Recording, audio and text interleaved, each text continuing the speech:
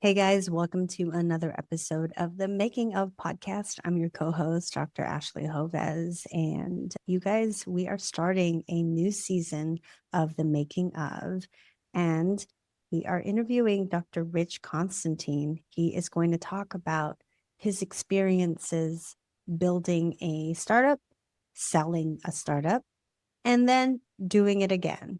It's a good overview. I've been not even I've been out of the loop. I've been living under a rock while Brian has been recovering from his third surgery.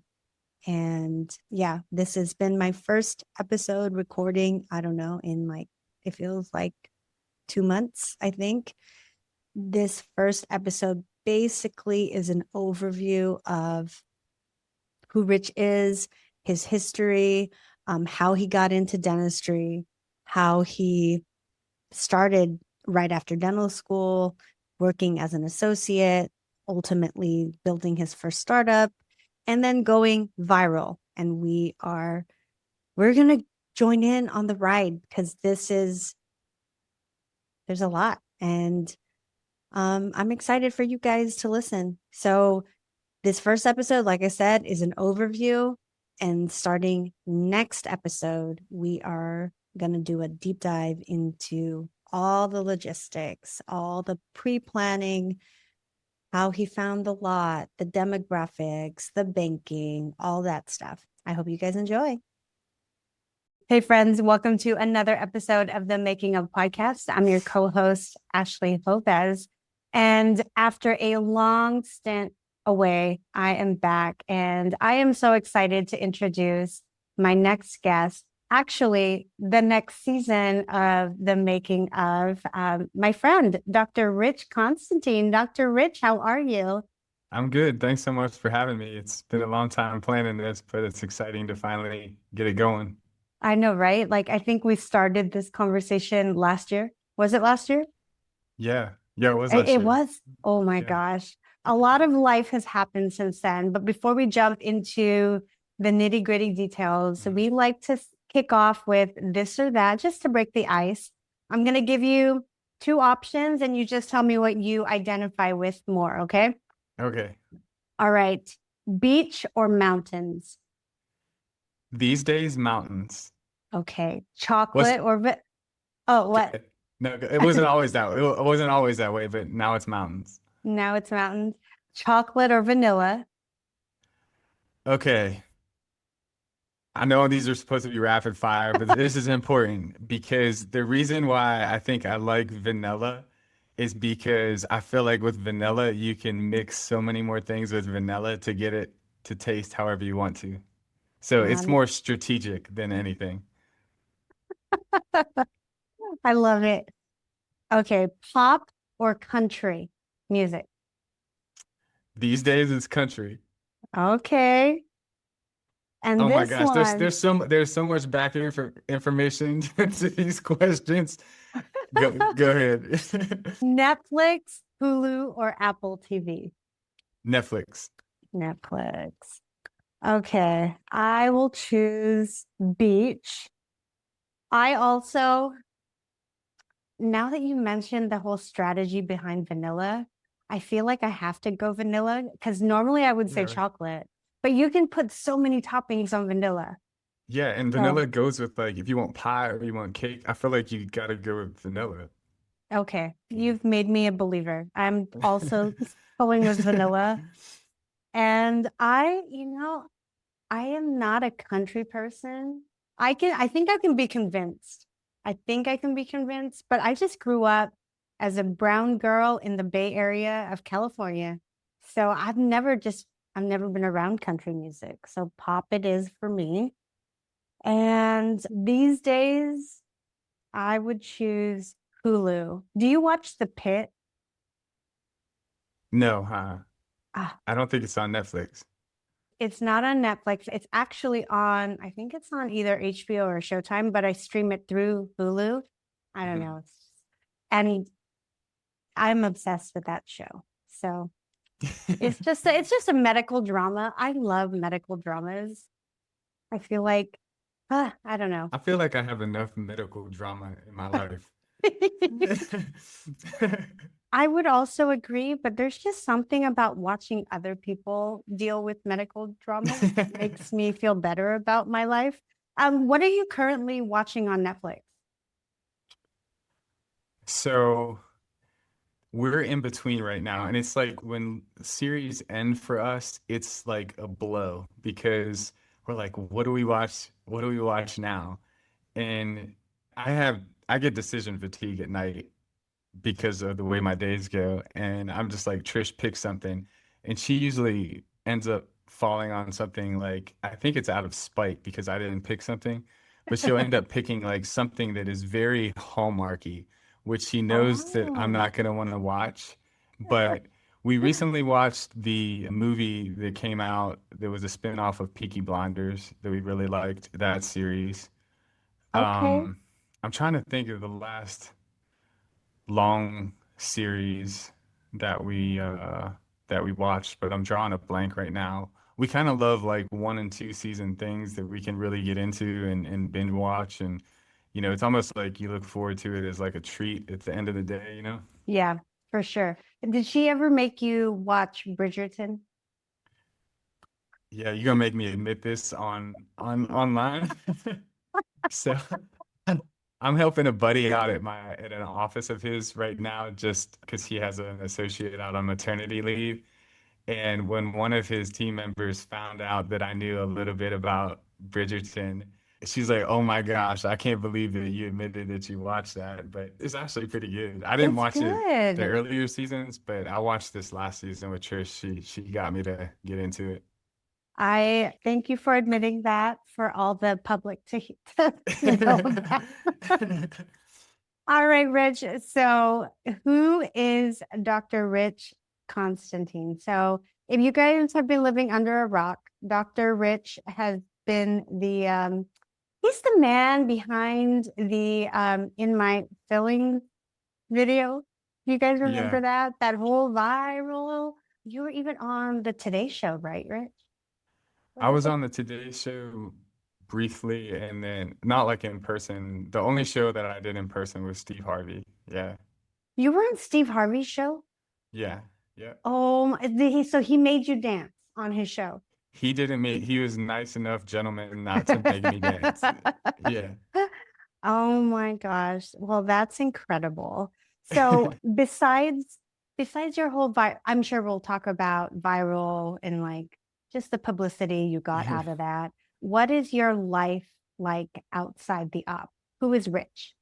I think that's always been the difficult question for me to answer because I feel like as much as I want to have things figured out, I still kind of am just because I have this I don't know if it's a curse, but I feel like I'm always running out of time. Like there's so many things that I want to experience and so many things that I want to learn, and I just feel like there's just not enough time or lifetimes to do all the things that I want to do. So I think for me, it's really just reminding myself to always be working towards something, but to also try to be present enough to enjoy the process, to not necessarily always focus on outcomes and to start focusing more on opportunities and possibilities because a lot of times I set out to do something and you achieve it and then you're like you enjoy it for like maybe a short time, Yeah. but then it's like okay, what's next? And Trish and I have been really good in our marriage of trying to take trips and travel and experience new things. And a lot of that came from we both lost a parent early in our marriage, and that brings you together as a couple. And Yes. I think it's easy to lose sight because you get caught in the routine and you start to get in the grind, and sometimes you lose sight of what's important. And I think that just constantly reminding ourselves that we need to be present and enjoy the time that we have is has really been something that we've focused on. I love that. And gosh, you guys, we're already going so deep and it's like 5 minutes into the podcast.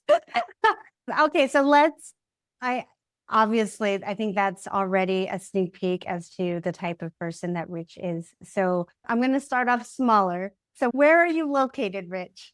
I am in Greenville, South Carolina, which is the called the upstate of this, Okay. like the upper northwest corner of South Carolina. We're a little bit south of Charlotte and a little bit north of Atlanta. And where did you go for dental school? I went to dental school, West Virginia University. I grew up in a town called Uniontown. It's a little bit south of Pittsburgh. Okay. So WVU was only about a half hour from where I grew up. Oh, nice. Do you Mhm. still have family in Pennsylvania? Yeah, most of my family's in Pennsylvania. Some of them are sprinkled in New Jersey and New York, and then all of Trisha's family is in Ohio. Oh, Ohio. What part of Ohio? Canton, Ohio, like northeast. Yeah. Northeast. So I was born in Ohio, which Where? just outside Columbus in a small town called Marysville. Yeah, so Trisha and I both went to Ohio U in Athens. So Oh, not is that not where you not met? yeah, that's where we met. Yeah. Amazing. Okay, so Ohio U for undergrad, Hmm. and then West Virginia University for dental school. Yeah. And did you do a residency after graduation? I did not. The program at WVU was really good clinically, I felt, because if you got done with your requirements, they allowed you to kind of freelance in the different specialty disciplines that they had. So I got to hang out a lot with the oral surgery department and really enjoyed that with the residents and everything. And then you also went out on what's they called a rural rotation for 6 weeks, where you went to an underserved area and you worked for a doctor Oh, there. So it was really cool experience. And then when I came out of school, the first associate position I had was a really high volume office that did a lot of sedation. And so I got to do a lot of work in a short period of time on the patients there. So, nice. Nice. What year did you graduate from dental school? how are you gonna go there, huh? 2009. We're the same year. Okay, cool. So that means we're both very young. Exactly. Yeah. Yes. Yes. I love it. Are you no, I won't ask you. Okay, so 2009. And then how many different associateships did you work in before landing in your own practice? Two. I worked at that high volume office for about a year and a half. Okay. And then I thought at the time that that was how dentistry had to be. I thought it had to be go, go, go all the time, seeing lots and lots of patients and just being busy. And then when my dad passed away, I was kind of already thinking about maybe transitioning away from that place, but it was one of those times in my life where I, I just felt like after I went through that I could handle anything that came my way. Yeah. And, growing up, so many people in my family, and I think it's just a generational thing. People would get a job and they would just stay in it forever. And that's just not where things are these days. So I got a great opportunity to work at a smaller practice that was mainly fee for service. And at that first associate position, I learned a lot, good and not so good. But the lessons are equally important, right?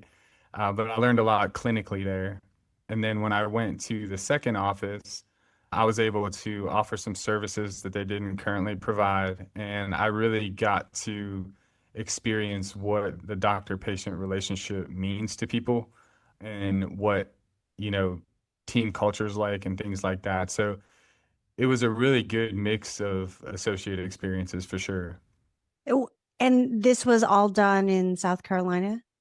Yeah, yeah. We moved to South Carolina the week after I graduated dental school, and I already had the first associate position lined up before graduating. And so that's how you landed in South Carolina, that job? No, we didn't look for a job. I got some really good advice from my family dentist from when I grew up. He told me that, I was welcome to join his practice. I would do really well in the area. But he told my wife and I, he said, if you guys find a place that you really want to live before you look for work, you'll be much, much happier. And so that's what we did. We took every break that I had from school, and we knew that we wanted to move south. We kind of agreed when we got married that we wouldn't live in each other's hometowns. We wanted something fresh, and we knew we wanted more sunshine and a little warmer weather. And we didn't want to be too far of a drive away from home, especially with us both having parents that were sick at the time. So we started looking in the Carolinas. We looked at Charlotte, Raleigh. We looked at Charleston, South Carolina. And then I had a friend, a family friend that had been practicing for several years in Asheville, North Carolina. And that was another opportunity where I could have kind of gone right in and been part of something. But Asheville just wasn't what we um, it's beautiful. It just wasn't what we were looking for. And he suggested we checked out Greenville, which was only about an hour and 15 minutes south. And we visited Greenville and just fell in love with it. I forgot to ask, are you a first generation dentist? Are there any other dentists in your family? No, I'm first generation, and that question I think is important because I was an associate for 6 years before I decided to be an owner, and I've been in rooms where a lot of people ask me why I waited so long. And the truth of the matter is I was still trying, I mean, I'm still trying to figure things out, but I was really trying to figure things out back then. And both of my parents were teachers. My dad was an administrator and my mom was a high school teacher. And you don't have $1 million loan conversations at the table growing up like that. And so I think a lot of that was lack of business acumen and just fear of what if this doesn't work out. And thankfully, when I started to consider the options, I was able to surround myself with some good mentors and relationships that really helped me get through that hurdle. How did you even land in dentistry if nobody was a dentist? Back to that dentist that gave me the advice on looking for a place that I wanted to live. He was my general dentist, and then my orthodontist I was really close with too. And the reason why I was close to them was because they were friends with my mom and dad. They all went to high school around the same time, and both my dentist and my orthodontist were college athletes, and here they were doctors. And to me, that was really cool because they excelled at school, but they weren't nerds. And they were good athletes, which at the time, that was growing up, like that's all I wanted to be was an athlete. But the rule in my house was you can't be an athlete unless you excel at school and you play an instrument. So those are the kind of the rules. And I just looked up to them as mentors, and they were also business owners, and that intrigued me too. And so when I started looking into what I wanted to be, I mean, I think, you do those surveys at school. I think dentist was my answer starting in late junior high, early high school. Wow. So my mom is a dentist in the Philippines, not here in the States. And I tell everyone I was brainwashed into this profession. I did not want to become a dentist because she was always telling me, oh, you should go into dentistry. You're a woman. You're going to want to have kids, yada, yada, yada. And it wasn't until I had braces. So I don't know. I've had braces for 7 years. I had such jacked up teeth. You have a really pretty smile now. Thank you. Thank you. Thank you to my amazing orthodontist.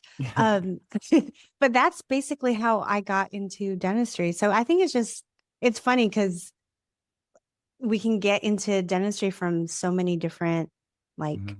like I would have never guessed that your family dentist and your orthodontist was who the inspiration was, you know? Yeah. Uh, just a tangent. Hey friends, I just want to give some love to Net32 for supporting this episode. If you're a practice owner like me, you know the back end of running a dental office isn't always sexy, but it is necessary.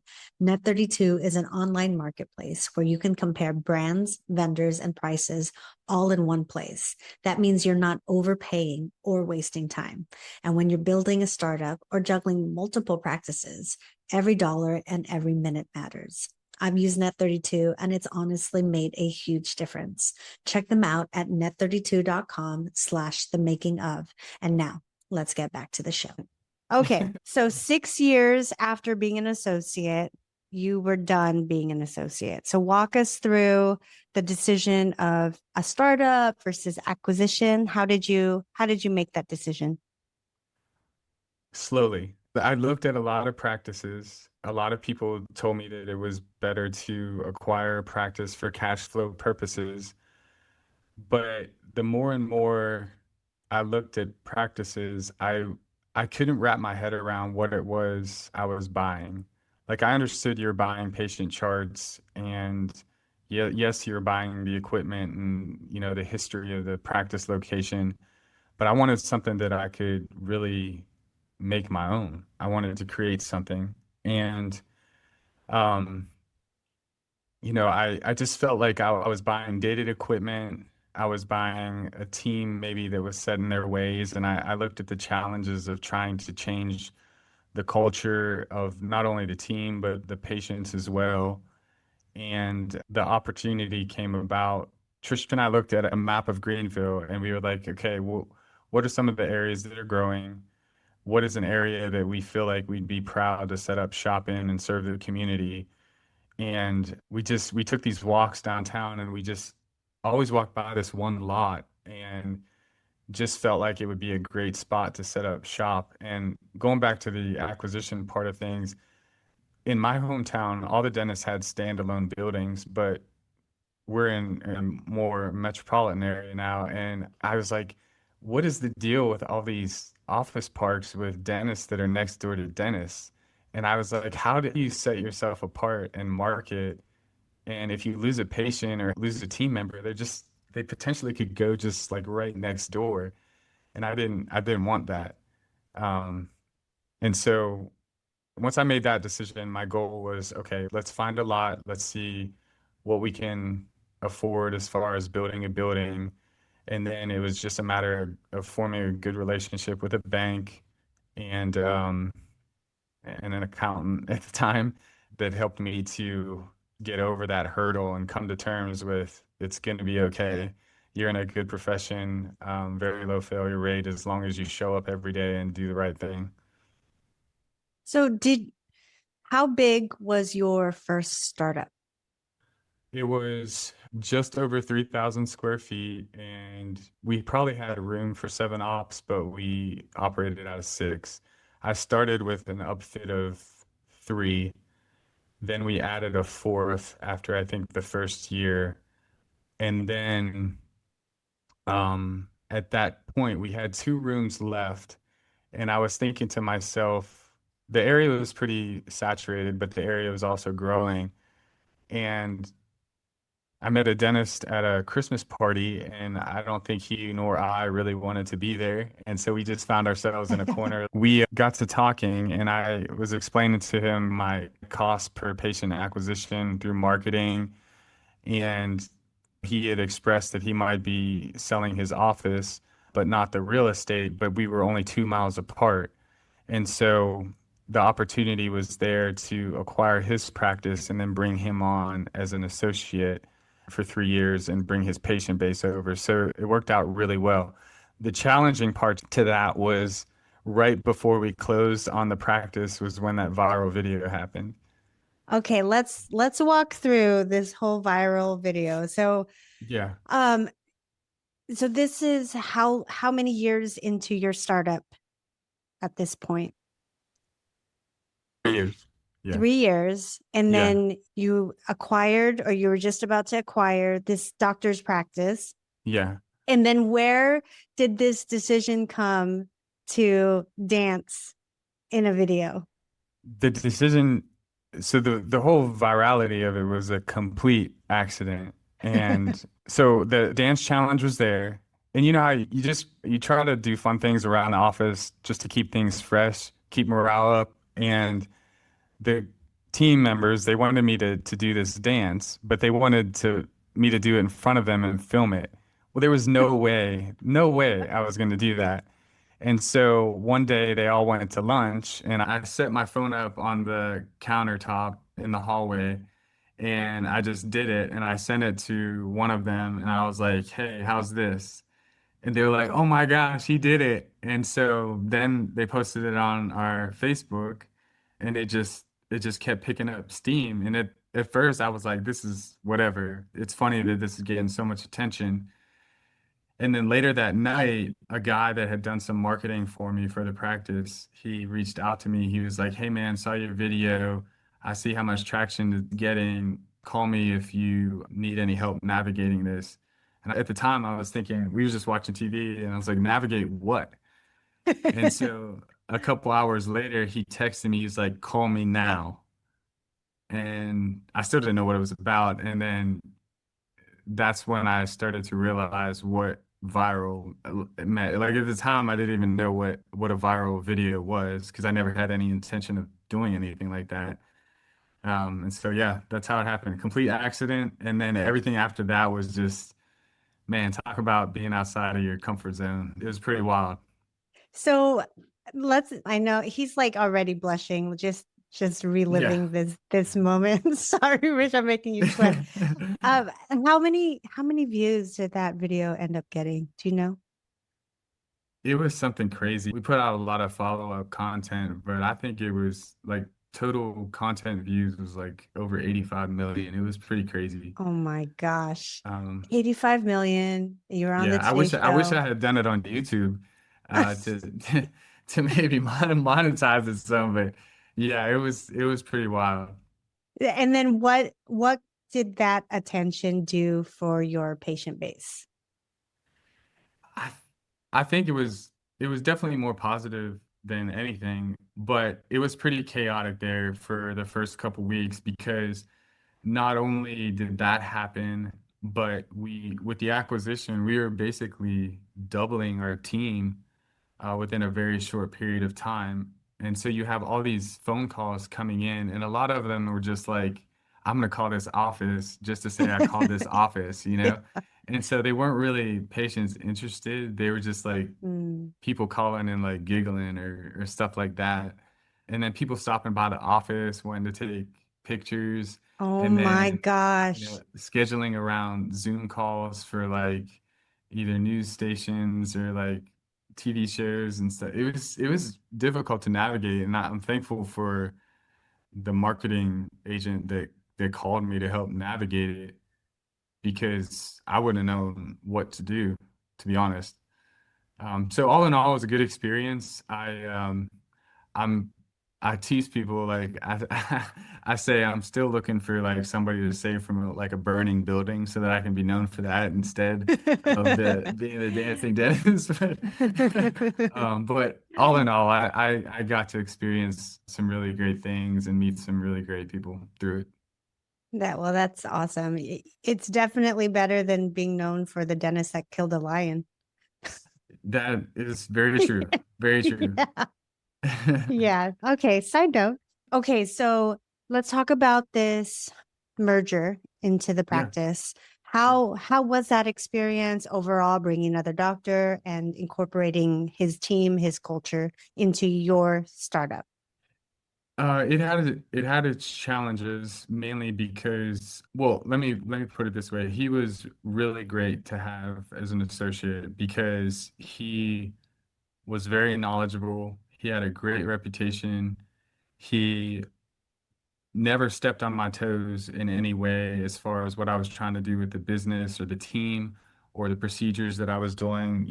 I know a lot of people that have done mergers or acquisitions where the older doctor stays on and just questions what they do or, questions the path that they're taking as far as some of the specialty procedures that they're doing.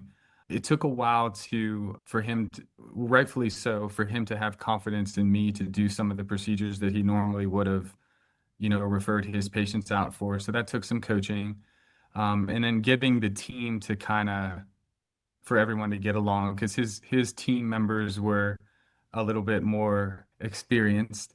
My team was a little bit fresher, so not a lot in common other than dentistry. So that brought some challenges as well. But overall, it was really good. It was really good. Okay, awesome. And so, how long were you in your first startup with the situation before you ultimately decided to sell? Is that the story, or did I? Yeah. No, Okay. that's the story. We were in there a little over 8 years. Yeah. 2015 to 2023. And then, Rich, do you mind just walking me through your decision to do that? Yeah, sure. There was a lot of thought that was put into that. We, at the time, and again, this goes with it's okay to not know what you want and to want something different after. Sometimes you have to Yes. experience things to know what it is that you actually want, because there's no way of basing your decisions just off what somebody else did. Um, you have to be kind of true to where you are in life before you make those decisions. And for me, I thought I had taken the business as far as it could go, um, from a business standpoint. I felt like I was burning the candle at both ends, and that there just wasn't enough time in the day for me to go beyond what the business was doing. And I also wanted to um, limit the procedures that I was doing. I wanted to kind of get away from a lot of the general dentistry and to do more of the surgery type dentistry that I enjoy doing. And I felt like exploring the option of selling the practice was an option that was available to me. And there was a local DSO that had several locations, and it seemed like it might be a good fit. They had those several locations, and they had one doctor that was doing a lot of the procedures that they like to do, but he was the primary producer for those procedures. And I looked at it as an opportunity to where maybe I could come in and serve some of the other locations from a specialty role. And that the DSO, being the size that they were, could maybe implement some of their systems to take the business beyond where I thought I could take it. So we had discussions over the course of 9 months to a year. And through the advice of some of my business mentors, because I didn't need to sell, it was just something that I wanted to do.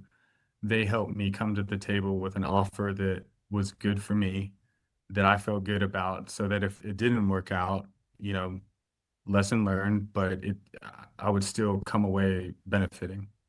So that's kind of how it took shape. And did you basically have to stay on for X amount of years after?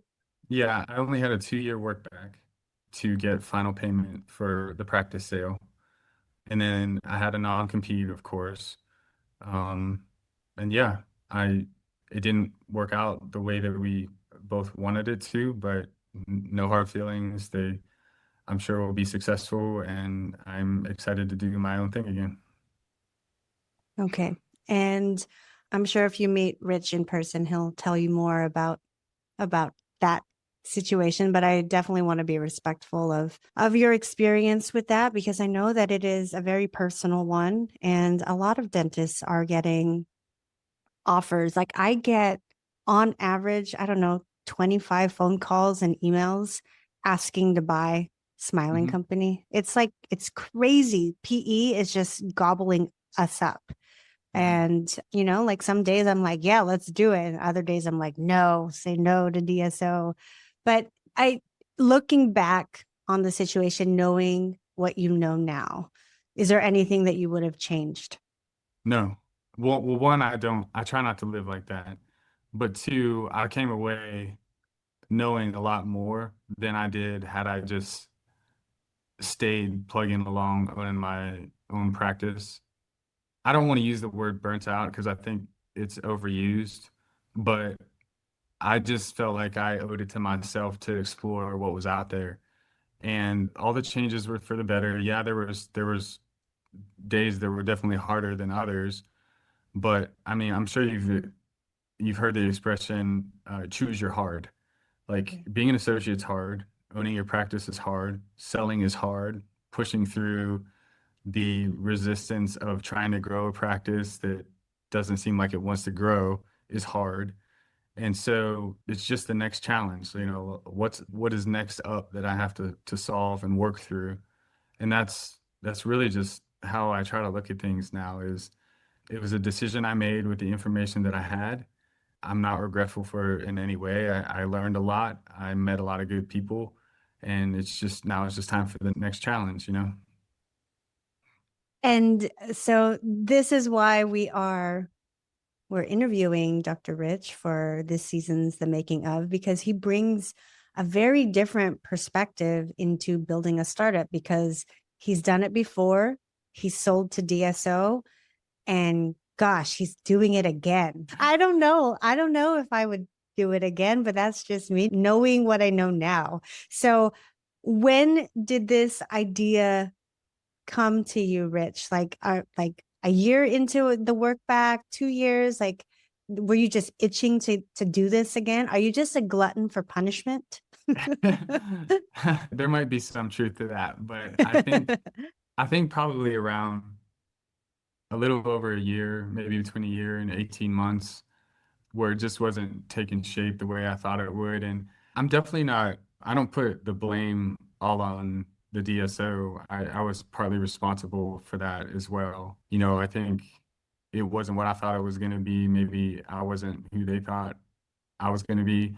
So it was definitely on both of us for it not working out. But I don't know. I think I saw that just because a business is bigger doesn't mean that they have everything figured out. And I don't think people ever have it figured out. But what I missed was the opportunity to pivot from a decision. And the bigger business that you're in, there's a lot of people that are affected by pivoting from those decisions, whether they're good or bad. And I missed the ability to kind of like pull the different levers to make changes within the practice. And I also missed the creativity part of it, like the building of something that wasn't mine, you know? Um, and I never felt like a sellout. And I'm not a say no to DSO type of thing because I think you can't hate on something that's an inevitability I mean, it's happened to medicine and it's slowly happening to dentistry, but I think that you can take away a lot of lessons from the DSOs. And I think that the DSOs will attract a certain type of patient and team member, and the private practice will attract a certain type of patient and team member. And I think it's just up to us to, create the best environment for our team, Mhm. um, be knowledgeable and responsible for the type of business that we're running. And I think if you take care of your team and your business, then that's going to reflect on how you take care of the patients. And so, I always used to be customers first, customers right, everything patient focused. And I think along this journey, I've realized that the business has to be first. I'm not first, I'm not the business, but the business has to be first because it trickles down to support everyone that's in the business. And that doesn't mean I'm greedy. That doesn't mean that I'm money hungry, but money is what supports the people within the business that creates the opportunity for the people within the business. So the business has to come first. And then after that, the team has to come first. You can't just underappreciate and not over. One, you have to be appreciative of your team, but you have to provide clarity for what their roles are and what their responsibilities are in the business. And one of my wife's favorite quotes from the jobs that she's had is, clarity is kindness. You can't expect me to perform if you don't tell me what it is that you're expecting of me. And so, providing that clarity of this is what we need you to do to help the business so the business can help you. And then creating a career path for those team members so that they see that opportunity within the business and don't seek it elsewhere. So those are something going into this new venture that I'm really trying to focus on to build a good culture and a good team. And then, of course, always patient experience.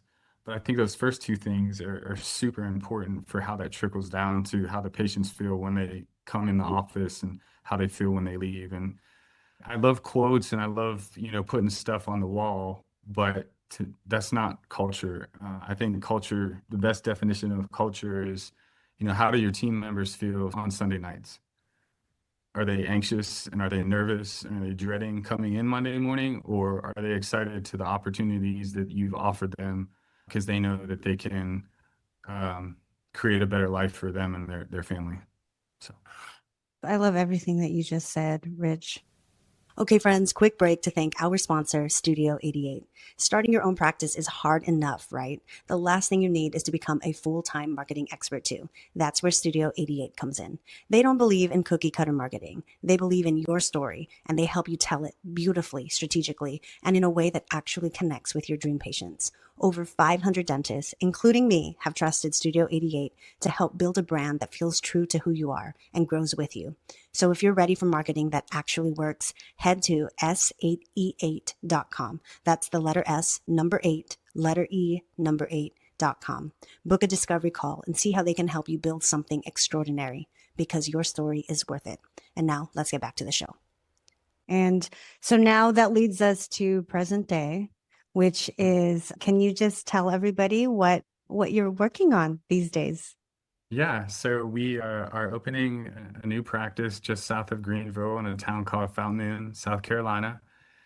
And we purchased another lot and we're building a big building this time. It's right around 7,500 square feet. And the current setup is to eventually have 14 operatories, with two of those being more surgically focused suites. And then we'll also have uh, an upstairs with a kind of a conference center eventually to where we might be able to hold meetings or offer courses and things like that. Now, okay, there's a lot to unpack here, Rich. Yeah, yeah, yeah, yeah. So, Yeah. so this is the overview of the Mhm. making of. Have you thought of a name? Oh yeah, it's called Evelina Smiles. Evelina was one of my grandma's names. Oh. She went by Evelyn, but her birth certificate name was Evelina. And the first practice was Constantine Dental, and I was really proud of that name. My grandfather had a farm, a family farm growing up. It was called Constantine Farms. He was really well known in southwestern Pennsylvania, well, all of Pennsylvania, really. And so I was really proud to start a business and name it Constantine Dental. But what I realized owning Constantine Dental was that if you treat people right, they always want to see Dr. Constantine at Constantine Dental, Yeah. which is not a bad thing. But with the size of the building that we're building, as proud as I am to call it Evelina, I also wanted to make sure that there was opportunity to grow with other providers and potential partners down the road, and didn't want to have to change the name, but wanted to create more of a brand. And that's why we went with that. But I love it. there'll be another homage to my other grandma within the practice. Her name was Jane, and she was a very educated, sharp lady, and she always enjoyed sitting down with people to have coffee. So we have like a little coffee barista kind of section Oh, where people can make their own cup and kind of sit with Jane. I love that. Evelina and Jane. Oh, beautiful names for your grandmas. Well, I'm really excited, Rich. This is going to be quite the adventure for you. So from 3,000 square feet to more than double at 7,500 square feet. And how far away is this from where you live?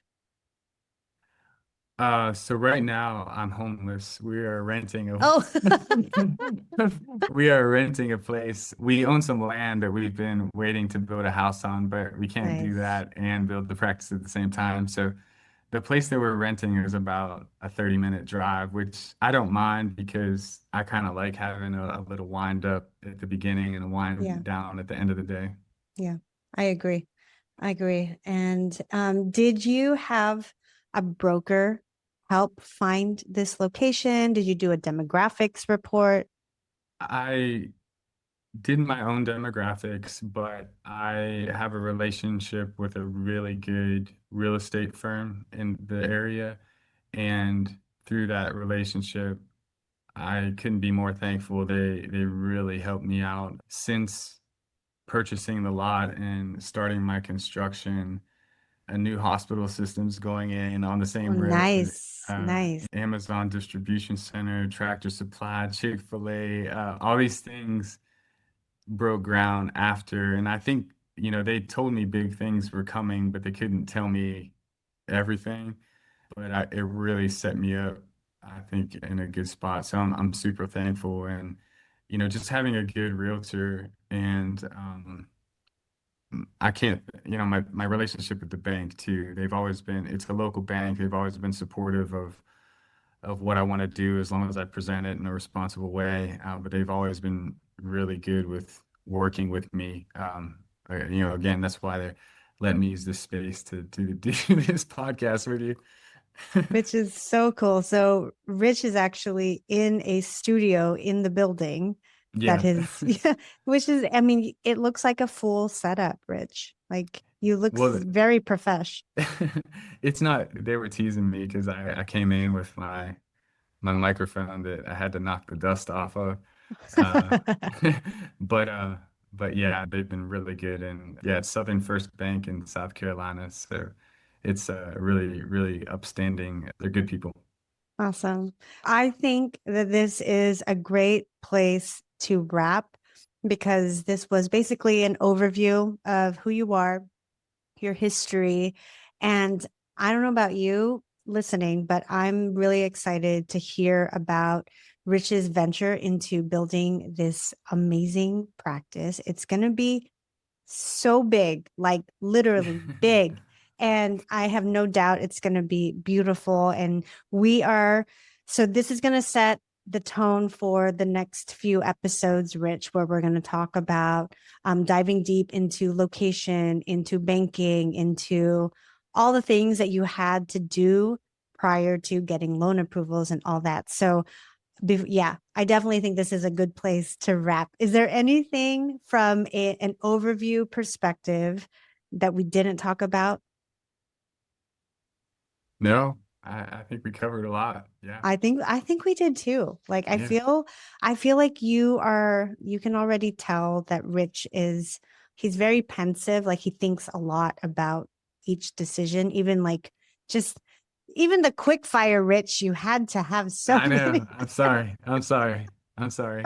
No, never apologize. That is an amazing trait. So, if you guys are thinking about doing a startup, in the middle of doing a startup, or if you already are living in a startup, I mean, what an amazing season this is going to be for Rich to share his experiences because he's done it once, he's sold, and now he gets to blend what he loves about the DSO practice as well as his private practice and build it into another dream practice. So it's like the best of both worlds that Rich is going to be bringing to this season. So make sure to subscribe if you aren't already a listener, and make sure to tell someone about Rich's story. And I can't wait to start documenting the making of Evelina Smiles. I love that name. And I'm really excited to do this with you, Rich. Thank you for spending an hour with me on a Yeah. beautiful Friday. What's the plan for the weekend? Pretty low key. All of our family's up north, so it's just Trish and I, and we might take a ride into the mountains and have dinner somewhere, but beyond that, it's just rest and recoup.